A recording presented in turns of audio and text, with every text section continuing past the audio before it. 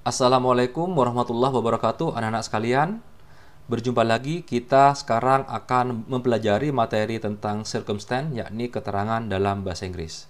Sebelum kita mulai pembelajaran kali ini, marilah kita bersama-sama berdoa kepada Allah Subhanahu wa Ta'ala agar kita senantiasa diberi kesehatan, kelancaran dalam pembelajaran ini. Berdoa dipersilahkan.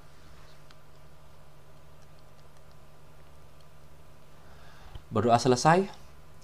Oke, sebelum kalian menyimak lebih jauh materi circumstance, keterangan dalam bahasa Inggris, mohon kalian dipersiapkan terlebih dahulu buku paketnya, yakni Pathway to English untuk SMA MA kelas 12 kelompok peminatan. Jadi kita akan membahas materi circumstance ini khususnya KD 3.3 bahasa Inggris kelas 12 kelompok peminatan.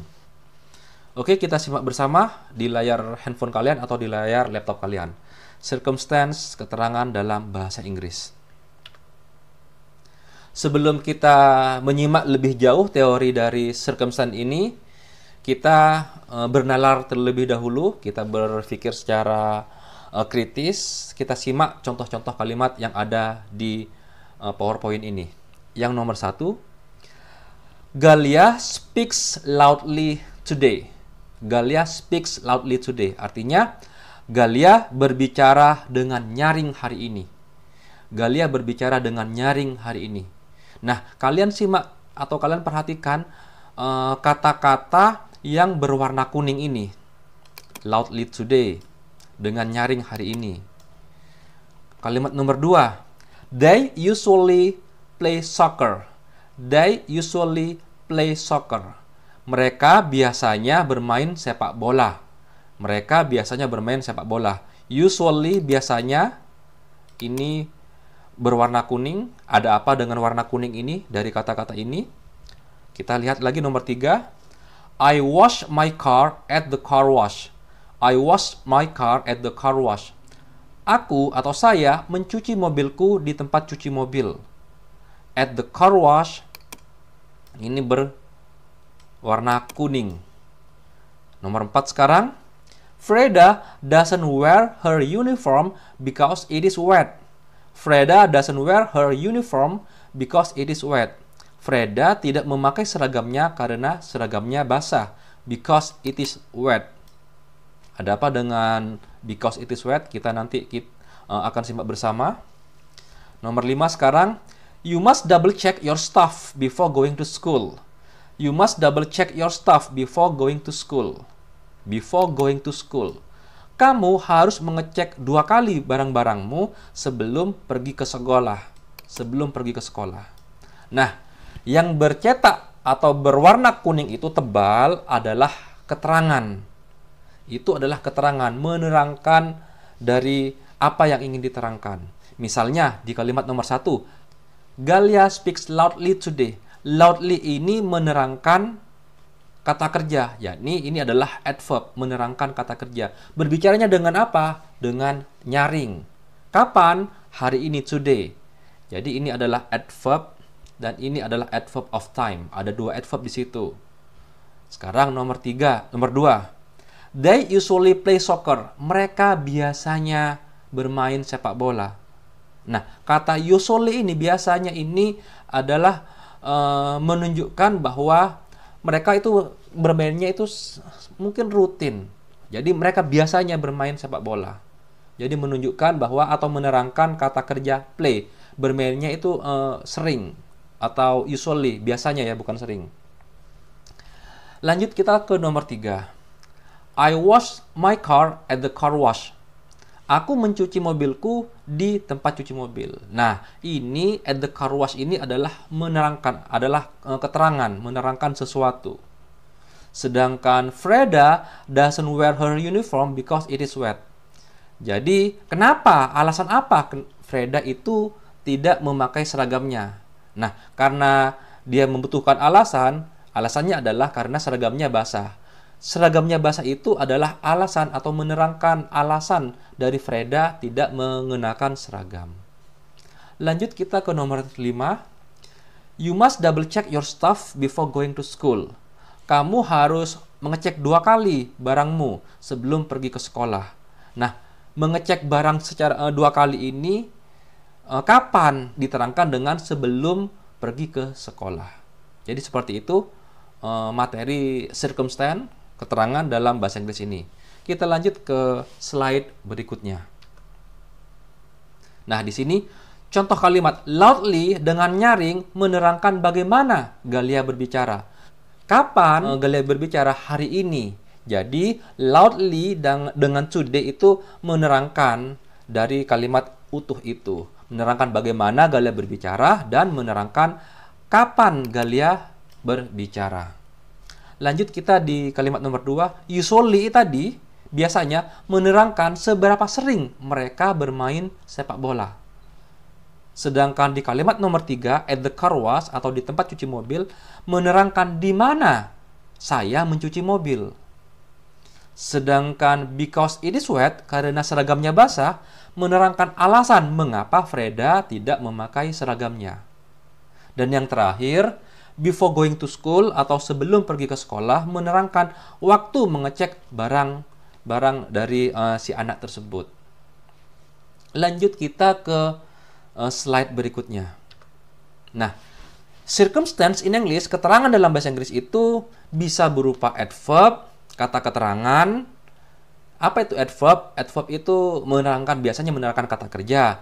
Juga bisa menerangkan kata sifat, ini kurang lengkap ya. Patun lupa nambahin. Menerangkan kata sifat juga bisa, atau menerangkan adverb yang lain di dalam kalimat. Yang kedua, circumstance itu, keterangan dalam bahasa Inggris itu bisa berupa prepositional phrase, frase kata depan. Kalian bisa menyimak lebih dalam lagi apa itu prepositional phrase di link deskripsi video ini. Pak Edwin sudah jelaskan panjang lebar materi tentang prepositional phrase, yakni prepositional phrase ini adalah kelompok kata yang diawali dengan kata depan atau preposition. Bagaimananya, kalau kalian ingin tahu lebih dalam lagi, kalian bisa menyimak materi prepositional phrase yang Pak Edwin sudah sediakan di deskripsi video. Keterangan dalam bahasa Inggris yang lain bisa berupa adverbial clause. Di bab sebelumnya kalian telah belajar adjective clause. Jadi klausa yang menerangkan kata benda. Sedangkan adverbial clause ini adalah klausa yang menerangkan kata kerja, bisa juga menerangkan kata sifat, atau bisa juga menerangkan adverb yang lain. Nanti kita akan pelajari lebih jauh lagi bagaimana atau apa itu adverbial clause. Dan yang terakhir, keterangan dalam bahasa Inggris itu bisa menggunakan finite and non-finite clause. Kalian tentang finite and non-finite clause ini, kalian bisa simak kembali materi adjective clause yang Pak Edwin sudah paparkan. Link deskripsinya Pak Edwin akan paparkan lagi, atau Pak Edwin sediakan lagi di deskripsi video ini, link videonya. Sekarang kita akan membahas adverb, kata keterangan. Apa itu adverb? Adverb itu adalah kata keterangan menerangkan kata kerja. Jadi, kata yang menerangkan kata kerja. Seperti, aku berjalan dengan santai, dengan pelan-pelan. Dengan santai, dengan pelan-pelan itu menerangkan kata berjalan. Juga, adverb itu bisa menerangkan kata sifat atau adjektif. Atau juga bisa menerangkan adverb yang lain. Adverb memberikan penjelasan, misalnya bagaimana, di mana, kapan sesuatu itu dilakukan atau terjadi. Contohnya, she speaks English fluently. Dia berbicara bahasa Inggris dengan lancar. Kata fluently ini menerangkan kata speaks, bahwa berbicaranya itu dengan lancar. Kata fluently ini adalah adverb yang menerangkan kata kerja speak. Nah, itu bagaimana berbicaranya dengan lancar. Contoh kedua, I often read a novel. Aku sering membaca sebuah novel. Often ini adalah adverb yang menerangkan kata kerja read.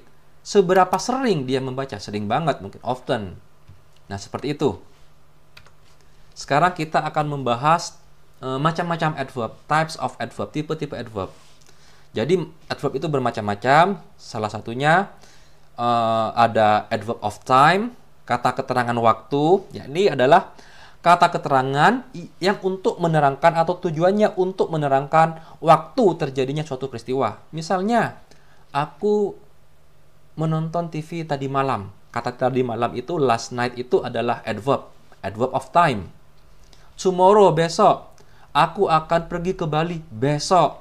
Nah, besok itu adalah adverb menerangkan pergi. Perginya kapan? Besok. Itu adalah adverb of time. 2 days ago, 2 hari yang lalu. Already, sudah. Before, sebelum. Before dawn, sebelum subuh. Terus juga early, awal. Finally, akhirnya. Last year, tahun lalu. Next week, minggu depan. Now, sekarang. Yesterday, kemarin. 2 months ago, 2 bulan yang lalu. Today, hari ini, dan lain-lain. Itu adalah beberapa contoh adverb of time.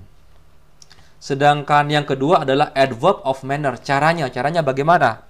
Yakni ini adalah kata keterangan untuk menyatakan suatu cara suatu kegiatan itu dilakukan, atau cara suatu peristiwa itu terjadi. Misalnya, automatically, secara otomatis, carefully, clearly, carefully dengan hati-hati, clearly dengan jelas. I explains the definition of adverbs clearly. Aku menjelaskan definisi adverb itu secara jelas. Correctly, dengan benar. Jadi kalau kata sifat ditambah li, itu menjadi adverb. Correctly. Correct itu kata sifat ditambah li, correctly, dengan benar. Clear, jelas. Ditambah li, clearly, dengan jelas atau secara jelas. Fast. Nah, ini tidak usah ditambah fastly. Memang udah dari sananya fast. Fast, hard, itu bisa tanpa li. Fluently, hard, successfully, dan lain-lain. Itu adalah contoh dari adverb of manner. Lanjut kita ke adverb yang lain, yakni adverb of degree, derajat. Yakni ini adalah kata keterangan untuk menyatakan sampai seberapa jauh atau tingkatan atau derajat suatu kegiatan atau peristiwa itu. Misalnya, completely, dengan lengkap. Totally, secara total. Entirely, secara keseluruhan. Extremely, secara ekstrim. Enough, so, strongly, to, very, dan lain-lain. Kalian arti-artinya ini nanti kalian cari tahu sendiri, dan Pak itu yakin kalian sudah tahu arti enough, cukup, so, begitu, strongly, dengan kuat, too expensive, untuk menerangkan terlalu mahal, menerangkan kata sifat, very, very excited, dan lain-lain. Sekarang kita ke adverb yang keempat, yakni adverb of frequency, frekuensinya. Kata keterangan yang menyatakan seberapa sering suatu kegiatan dilakukan atau peristiwa itu terjadi. Misalnya always, selalu, constantly, secara konstan, usually, biasanya, normally, secara normal. Jadi biasanya li itu berarti secara atau dengan. Often, sering. Sometimes, kadang-kadang. Occasionally, itu kadang-kadang. Seldom, jarang. Never, tidak pernah. Monthly, tiap bulan. Once every month, sekali dalam sebulan, dan lain-lain. Jadi ini kalian silahkan simak dan kalian pelajari. Kalian juga catat. Sekarang lanjut ke adverb of place. Ini adalah kata keterangan tempat, yakni adalah kata keterangan untuk menyatakan di mana suatu kegiatan dilakukan atau peristiwa itu terjadi. Menunjuk kepada location-nya. Arah kemana seseorang atau sesuatu itu berpindah, direction. Seberapa jauh seseorang atau sesuatu, distance, jarak, atau kombinasi di antaranya. Misalnya, at school, above, abroad, di luar negeri, anywhere, di mana saja, east, di timur, here, di sini, indoors, dalam ruangan, nearby, dekat, dan lain-lain. Ini adalah adverb of place. Lanjut kita ke adverb of modality, harapan. Ini adalah kata keterangan untuk menyatakan tingkat keyakinan atau harapan. Misalnya, hopefully, dengan penuh harap. Likely, sangat mungkin. Maybe, mungkin. Likely sangat mungkin sekali ya. Kalau maybe, maybe mungkin ya. Perhaps mungkin juga, possibly bisa, mungkin juga cuma lebih kuat, arti mungkinnya lebih, kemungkinan terjadinya lebih kuat. Yang ketujuh adalah adverb of purpose, tujuan. Ini adalah kata keterangan yang berperan sebagai adverb dan menjawab pertanyaan why. Konstruksi tersebut dapat berupa prepositional phrase. Jadi bisa saja adverb itu prepositional phrase. Seperti tadi at school itu kan at school prepositional phrase, tapi di sini sudah bertindak sebagai adverb of place. Jadi kalian jangan bingung karena itu. Kalian bilang itu adalah prepositional phrase, Pak Edwin benarkan. Kalian bilang adverb of place, Pak Edwin juga benarkan. Karena at school itu kan diawali dengan kata depan. On the table itu adalah prepositional phrase yang berperan sebagai adverb of place. Jadi prepositional phrase yang bertindak sebagai adverb of place. Oke, ini kita kembali ke adverb of purpose, tujuan. Kata keterangan yang berperan sebagai adverb dan menjawab pertanyaan why. Konstruksi tersebut dapat berupa prepositional phrase dengan preposition for dan infinitive phrase. Misalnya, let's go for a spin. Mari kita berjalan-jalan sebentar dengan mobil muter-muter. He left work early to take his child to the doctor. Dia pulang kerja lebih cepat untuk membawa anaknya ke dokter. Nah, for a spin ini adalah kata keterangan atau adverb of purpose. Tujuannya untuk jalan-jalan atau muter-muter. To take his child to the doctor itu adalah adverb yang tujuannya untuk membawa anaknya ke dokter. Yang kedelapan, ini adalah focusing adverb. Ini yang terakhir. Ini adalah kata keterangan yang digunakan untuk menunjukkan bahwa apa yang dibicarakan terbatas pada bagian yang difokuskan. Misalnya, also, as well, even, just, mainly, secara garis besar, secara garis utama, only, hanya, to, juga. Jadi seperti itu. Kita lanjut ke slide berikutnya. Nah, prepositional phrase ini Pak Edwin sudah bahas di materi sebelumnya. Kalian bisa buka deskripsi di video ini. Pak Edwin sudah sertakan apa itu prepositional phrase dan apa itu juga adjective clause.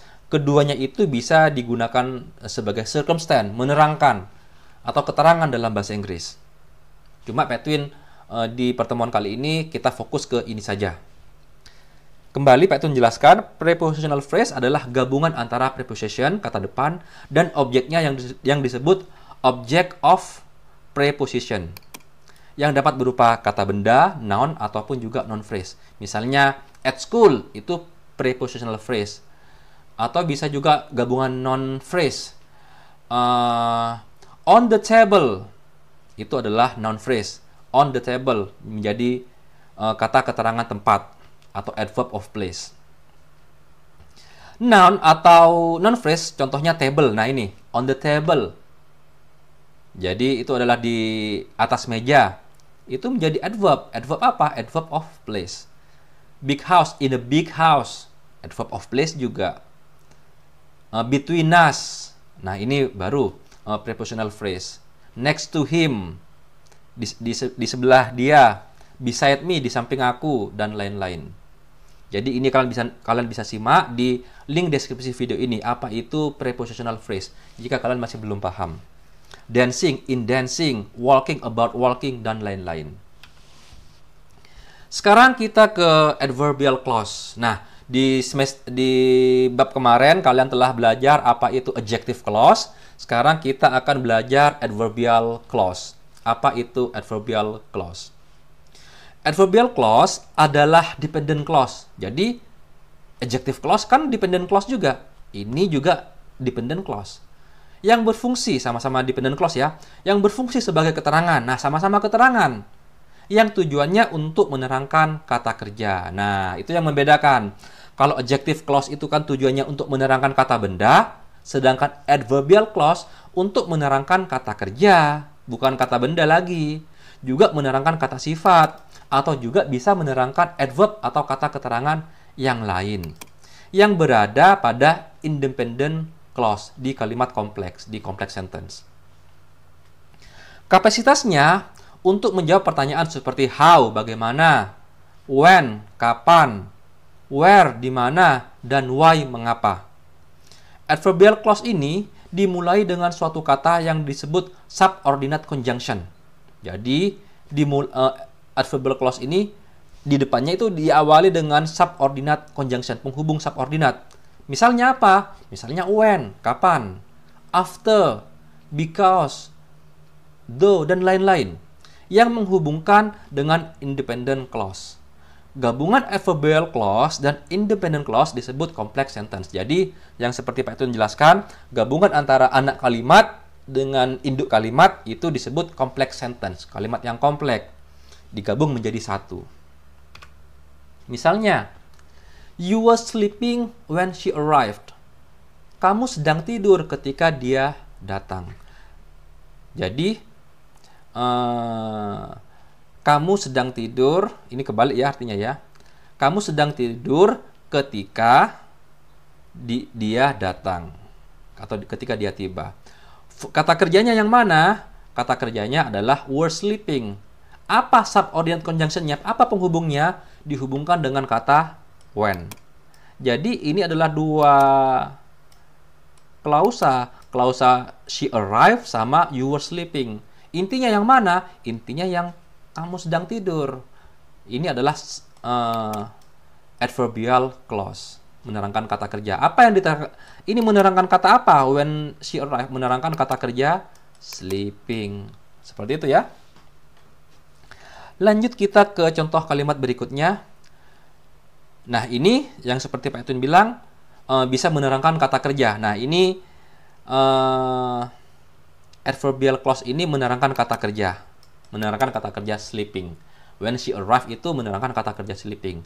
Dan yang contoh kalimat kedua, adverbial clause-nya itu menerangkan kata sifat.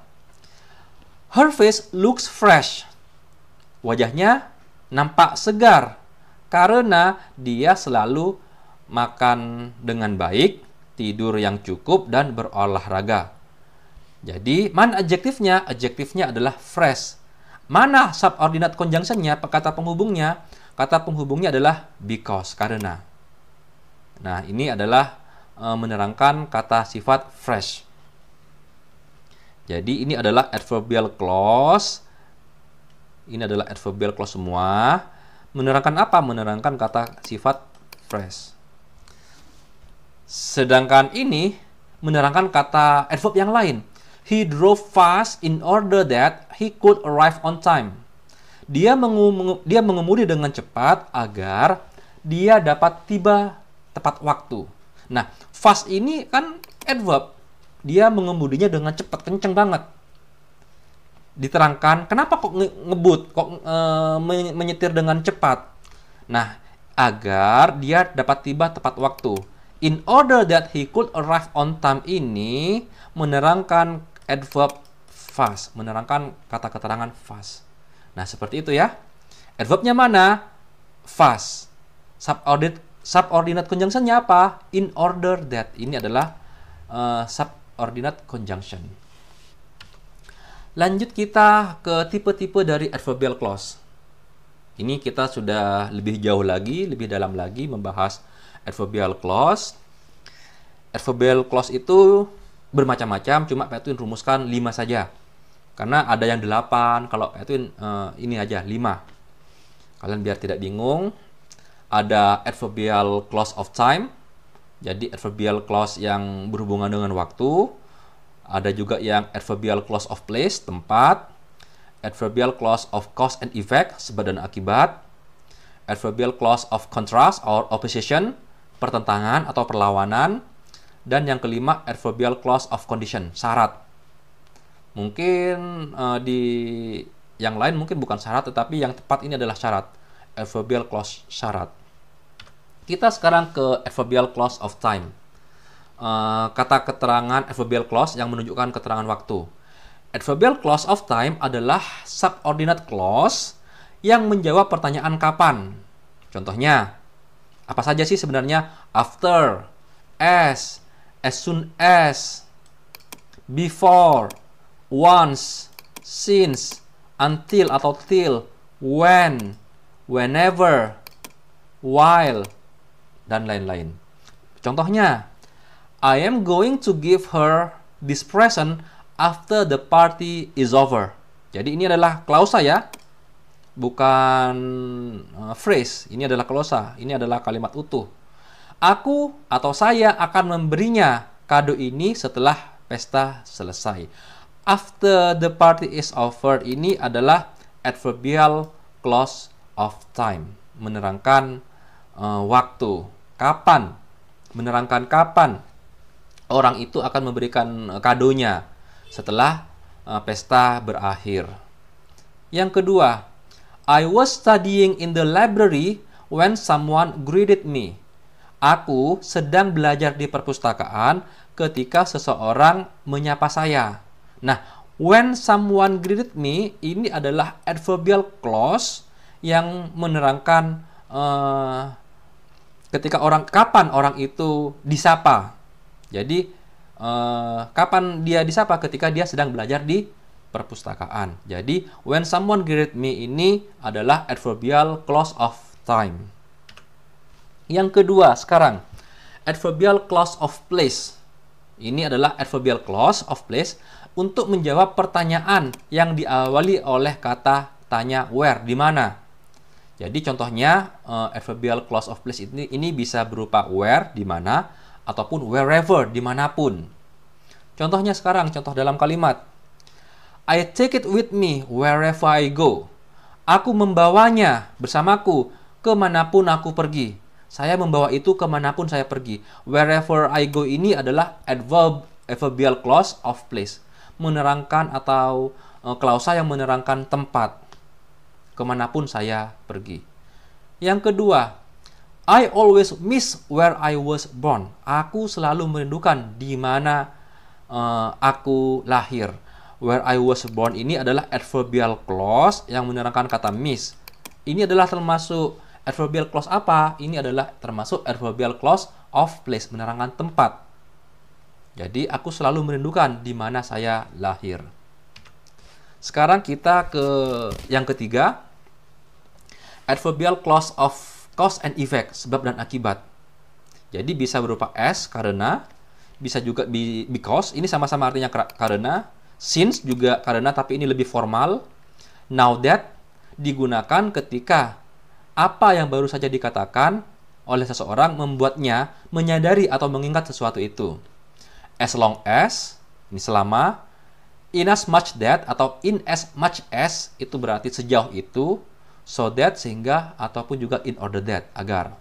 Contohnya sekarang, because she had free time during last holiday, she rearranged her house.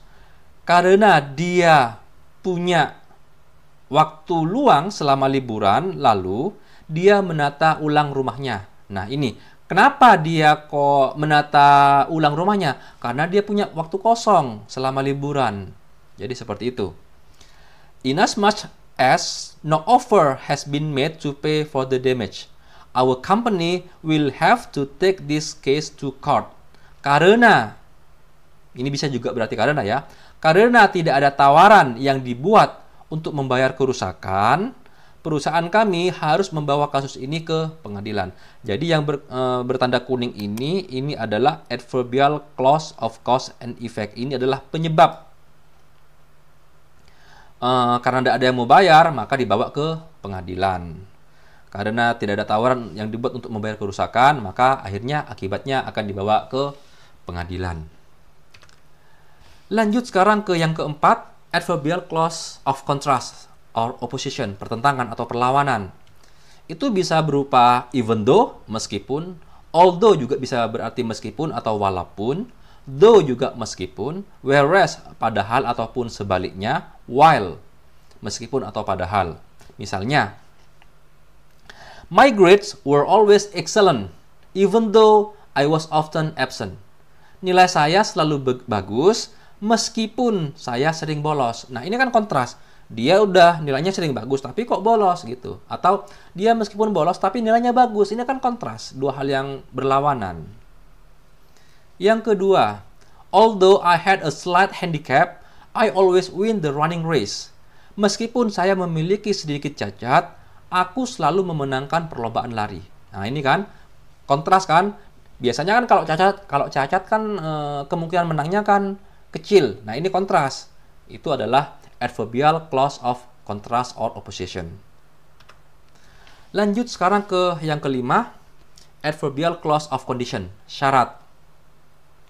Bisa berupa if, jika, unless, kecuali, only if, hanya jika, whether or not, ini apakah atau apakah tidak, even if, meski atau bahkan jika, meski jika atau bahkan jika, even if itu meski jika atau bahkan jika, in case, kalau, dan lain-lain. Misalnya sekarang, he will sign the contract if it is satisfactory. Dia akan menandatangani kontrak itu jika ini memuaskan. Jadi kalau tidak memuaskan, dia tidak mau tanda tangan. Ini adalah adverbial clause of condition. Jadi kalian tidak perlu bingung-bingung. Kalian cukup hafalkan apa saja if, unless, only if, dan lain-lain. Kalian otomatis paham. Ini adalah adverbial clause of condition. Ada syaratnya. He will not sign the contract unless it is satisfactory. He will not sign the contract unless it is satisfactory. Dia tidak akan menandatangani kontrak kecuali itu memuaskan. Kalau memuaskan, dia akan tanda tangan. Paham ya? Kapan memakai if, kapan menggunakan unless. Nah, sekarang kita akan beranjak ke finite dan non-finite clause.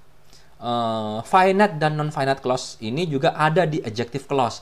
Kalian bisa lihat lagi adjective clause di bagian terakhir. Pak Itun sudah paparkan apa itu finite dan non-finite clause. Di pembahasan kali ini kalian siapkan buku paketnya, buku paket Pathway to English. Nanti kalian buka halaman berapa, nanti Pak Itun paparkan. Apa itu finite clauses? Finite clauses must contain a verb which shows tense. Nah, yang kuning ini yang penting.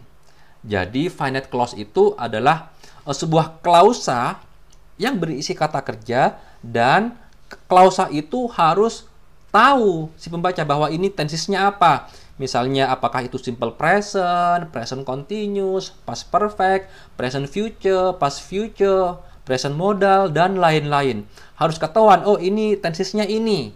Itu adalah finite, karena itu tertentu. Sudah tahu tensesnya apa. They can be main clauses or subordinate clauses. Jadi, finite clause itu bisa bertindak atau berfungsi sebagai kalimat utama, bisa menjadi subordinate clause, jadi anak kalimat.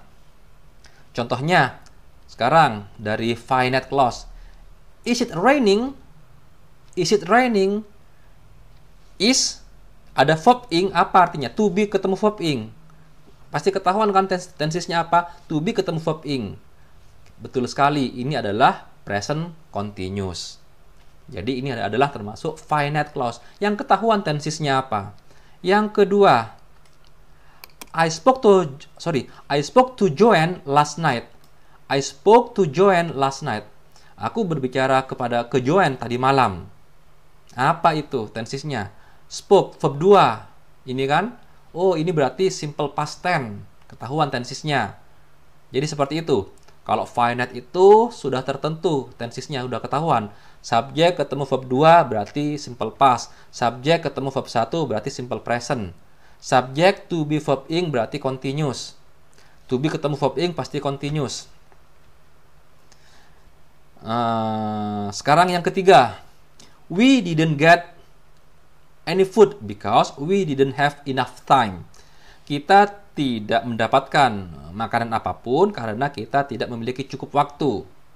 Nah, dua klausa ini ketahuan tensesnya. Yang pertama adalah simple past, subjek ketemu did not plus verb 1, itu adalah simple past, dan ini juga subjek ketemu did not plus verb 1, ini adalah juga kalimat negatif dari simple past juga, sama-sama kalimat negatif ini. Kalimat negatif dari simple past. Silahkan kalian lihat rumusnya, pasti ketemu simple past tense. Seperti itu ya. Ini adalah finite clause. Yang ketahuan tensesnya apa. Sekarang non-finite clause. Ini kebalikannya. Kalau yang non-finite clauses, ini contain a verb which does not show tense.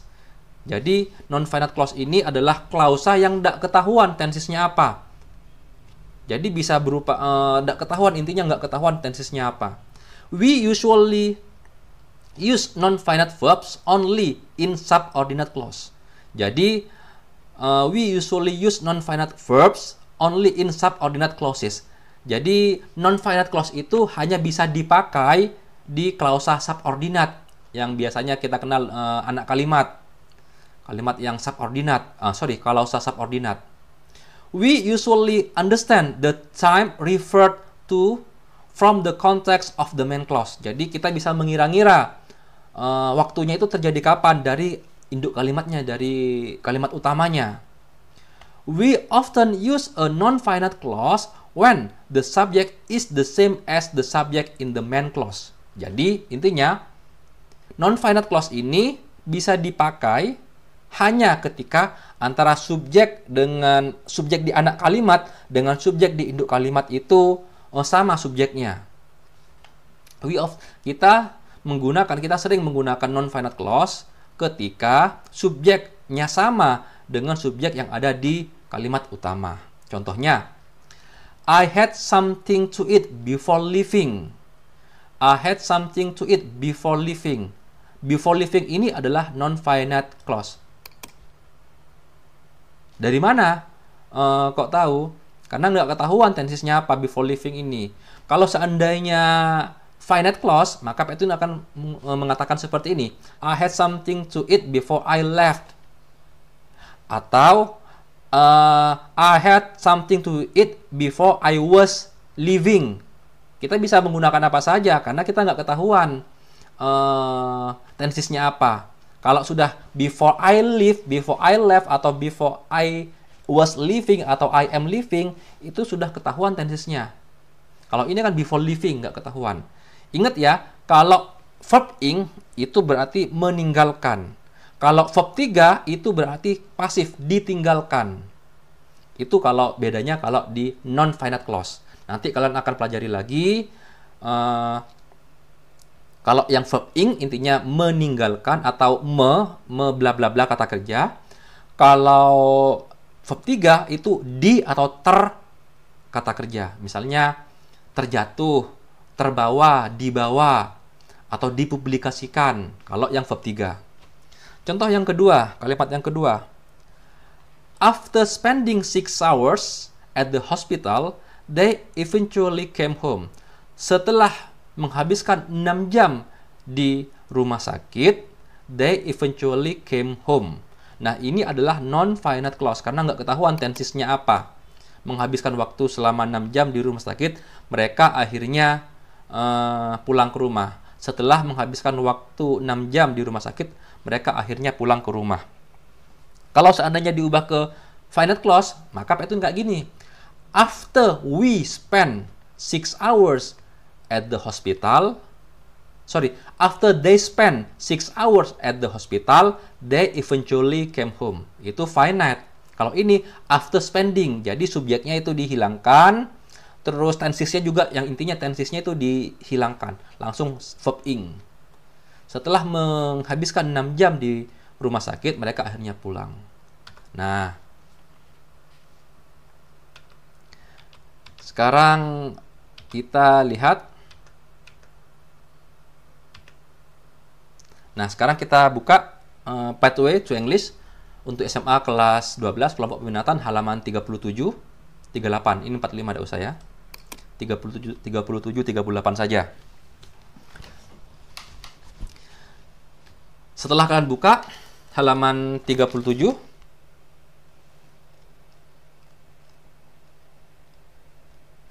di situ Pak Edwin masih belum ada jawabannya. Pak Edwin udah langsung buatkan jawaban. Kalian bisa lihat-lihat, kalian bisa bandingkan. Ini adalah yang finite clause, ini adalah yang non-finite clause. Pak Edwin bacakan. An English newspaper which was published last August raised an issue about corruption which threatens economic growth.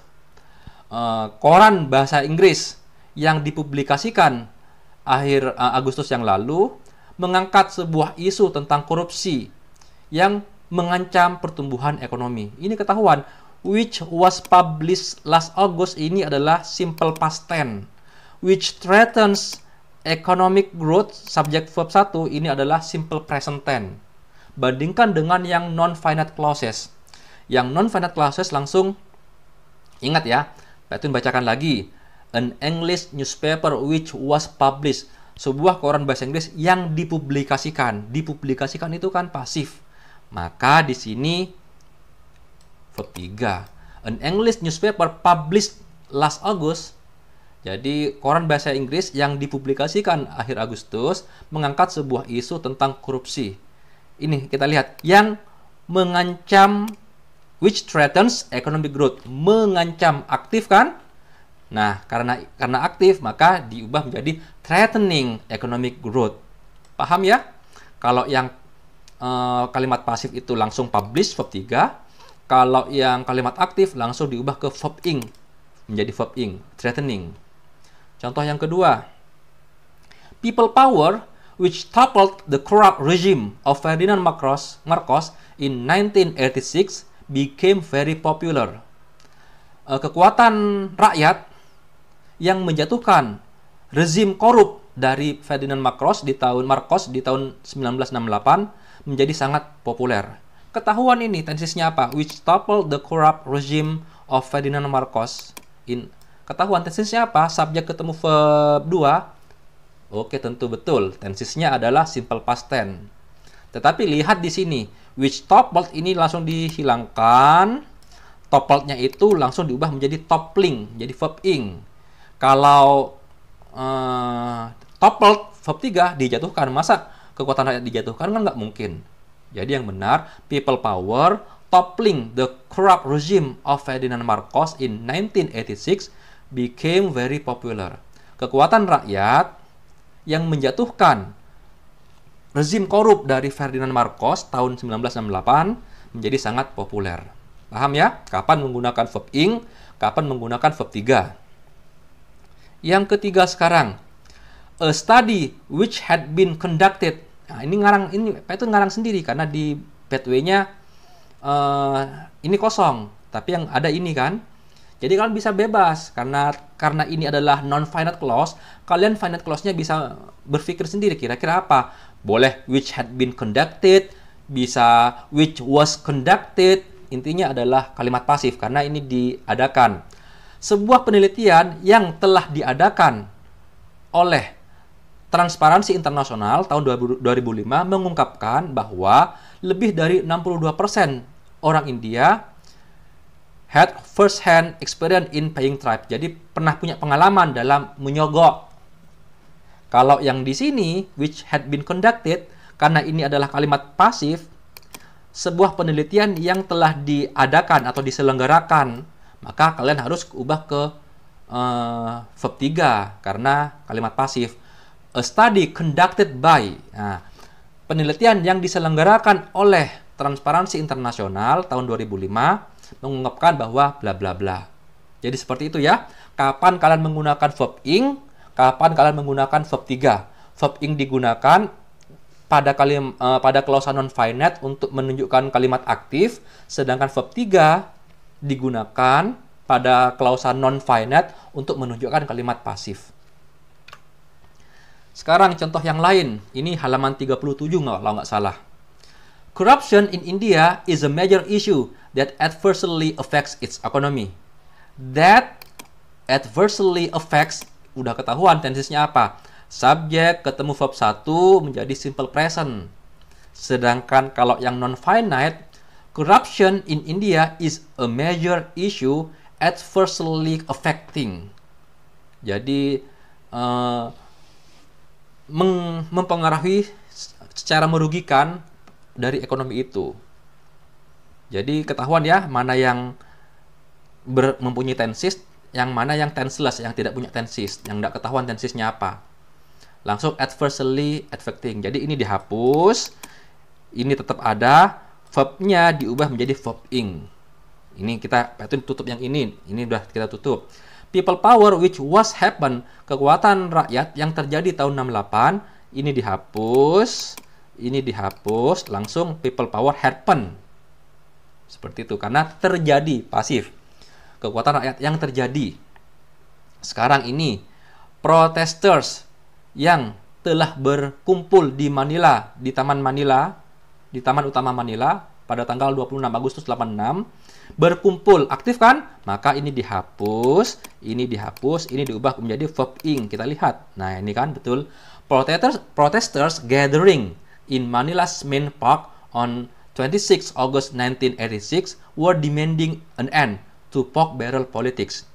Pemprotes yang berkumpul di Taman Utama Manila pada tanggal 26 Agustus 86 sedang menuntut akhir dari politik tong babi. Apa itu politik tong babi? Kalian lebih paham, kalian belajar sejarah, nanti kalian bisa pahami sendiri. Jadi kalian sudah bisa membedakan apa itu finite clause dan apa itu non-finite clause. Kalian juga bisa membedakan bagaimana mengubah finite clause menjadi non-finite clause. Atau kalian juga bisa mengubah non-finite clause menjadi finite clause.